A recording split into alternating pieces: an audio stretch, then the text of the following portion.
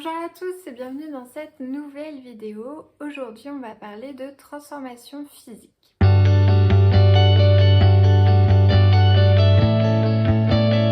Donc je vais vous dire de quoi on va parler aujourd'hui. Donc déjà, qu'est-ce qu'une transformation physique? On verra au niveau microscopique ce qui se passe lors d'un changement d'état. On verra le cas particulier d'une dissolution. On verra les équations de changement d'état. On verra aussi l'évolution de la température lors d'un changement d'état. On verra aussi l'énergie lors d'un changement d'état et les transformations endothermiques et exothermiques. Donc la règle principale à retenir, c'est qu'est-ce qu'une transformation physique? C'est une transformation au cours de laquelle les espèces chimiques se conservent. Ça veut dire qu'à l'état initial et à l'état final, on retrouve les mêmes espèces chimiques. Ça veut dire aussi la même nature et la même quantité. Donc ça veut dire qu'au cours d'une transformation, si on a 2,5 mol d'eau, 3 mol de dioxyde de carbone et que à l'état final on a 2,5 mol d'eau et 3 mol de dioxyde de carbone, alors on est dans une transformation physique parce que on est avec les mêmes éléments chimiques et les mêmes quantités. Donc quelles sont les principales transformations? On a les changements d'état, les dissolutions, les formations de mélanges homogènes et hétérogènes, les compressions ou détente et le réchauffement ou refroidissement d'un matériau. Donc maintenant on va passer à l'aspect microscopique des changements d'état.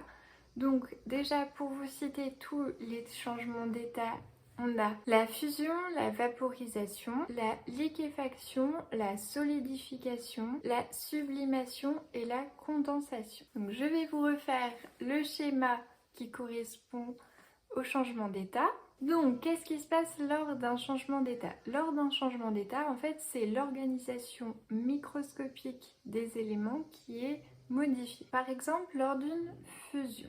Donc, on passe de l'état solide à l'état liquide. Lors d'une fusion, on passe d'un état compact ordonné à un état compact désordonné. Lors d'une solidification, il se passe l'effet inverse. On passe d'un état compact désordonné à un état compact ordonné. Lors d'une vaporisation, donc je passe de l'état liquide à l'état gazeux. Je passe d'un état compact désordonné à un état dispersé désordonné. Et donc vous avez compris que pour la liquéfaction, c'est le même principe inverse. On va voir le cas particulier de la dissolution, à ne pas confondre avec la fusion. Lorsqu'on dissout un solide dans un liquide, on obtient un mélange liquide homogène, attention à ne pas dépasser la limite de solubilité. Ceci n'est pas un changement d'état. Donc pour bien différencier les deux, pour pas que vous vous trompiez.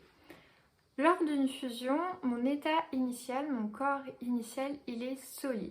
Lors d'une dissolution, j'ai un état initial qui comprend un corps solide et un corps liquide. Donc, lors d'une fusion, peut y avoir qu'une seule espèce qui intervient. Lors d'une dissolution, il y a toujours deux espèces chimiques qui interviennent. Donc, la fusion, elle ne peut avoir lieu que si l'entité chimique reçoit de l'énergie thermique venue de l'extérieur, contrairement à la dissolution, où là, un échange de chaleur n'est pas indispensable et où tout simplement les entités chimiques du solide se dispersent dans les entités chimiques du liquide. Donc j'espère que maintenant vous ne ferez plus l'erreur de confondre une fusion et une dissolution. Et on va passer aux équations de changement d'état. Donc on peut représenter un changement d'état de façon symbolique par une équation. Et en fait, dans cette équation, les espèces chimiques mises en jeu, on leur associera leur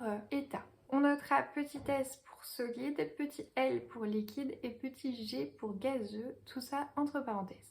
Attention que l'espèce chimique est représentée ici par sa formule chimique. Tout simplement, une équation de transformation physique de changement d'état sera la formule chimique avec l'état initial, une flèche, la formule chimique avec l'état final. Je vous mets un exemple juste ici par exemple pour l'eau qui passe de solide à liquide, donc une fusion. Alors maintenant on peut passer à l'évolution de la température lors d'un changement d'état. la règle à retenir, c'est que tout changement d'état d'un corps pur se fait à température constante. Ça veut dire quoi? C'est-à-dire que les changements d'état, si on représentait graphiquement la température, ils se feront à des paliers, c'est-à-dire des zones où la température est horizontale. À chaque palier, il y aurait un changement d'état. Donc, pour tout changement d'état, il y a une température associée. Par exemple, la fusion d'un corps pur se fait à la température de fusion de ce corps pur. Alors, vous vous demandez peut-être, la température de fusion est donc la même que la température de solidification, puisqu'en fait, l'énergie thermique apportée permet de briser les interactions attractives qui s'exercent entre les entités chimiques de ce solide. Si on est à la même température lors d'une solidification, c'est le phénomène inverse qui se produit.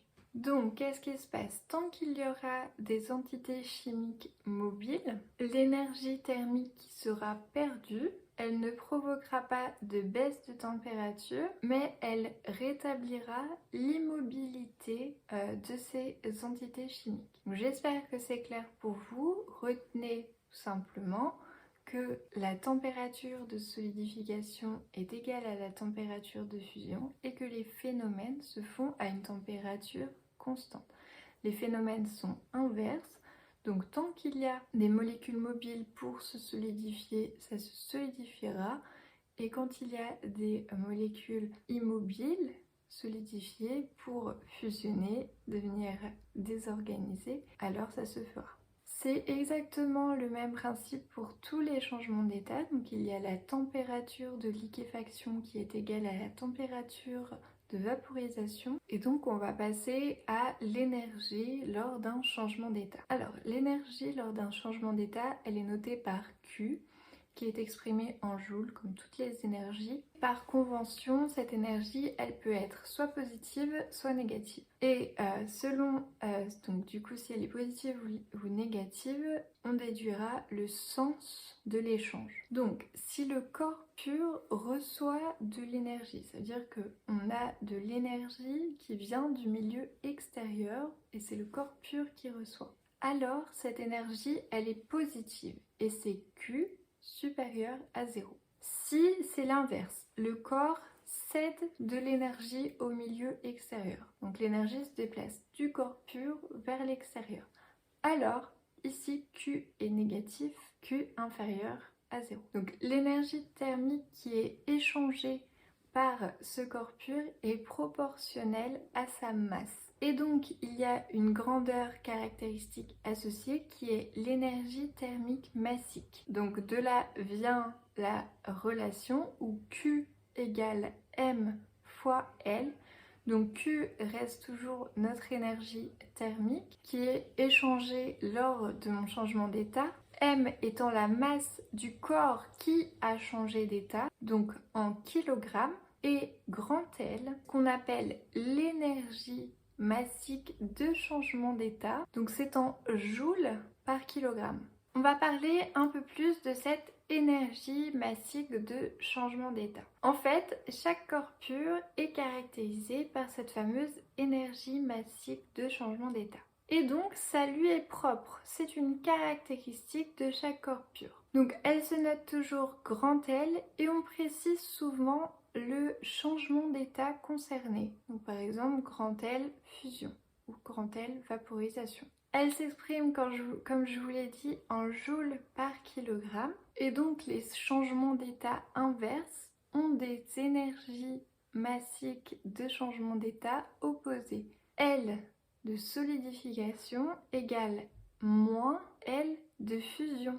Et donc L de liquéfaction égale moins L de vaporisation. Voilà, donc j'espère que vous avez bien compris ce que c'est que l'énergie massique de changement d'état. On va finir par les transformations physiques endothermiques et exothermiques. Une transformation physique est dite endothermique si elle reçoit de l'énergie thermique venue de l'extérieur, et une transformation chimique est dite exothermique si elle va céder de l'énergie thermique à l'extérieur. Donc par conséquent, une chose importante, pour un changement d'état endothermique, on aura Q positif et L positif.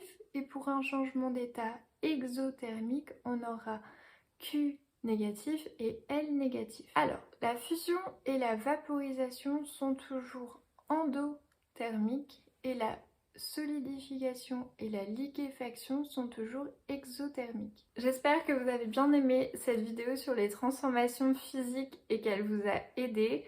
Je vous retrouve très bientôt pour une prochaine vidéo. Ciao ciao!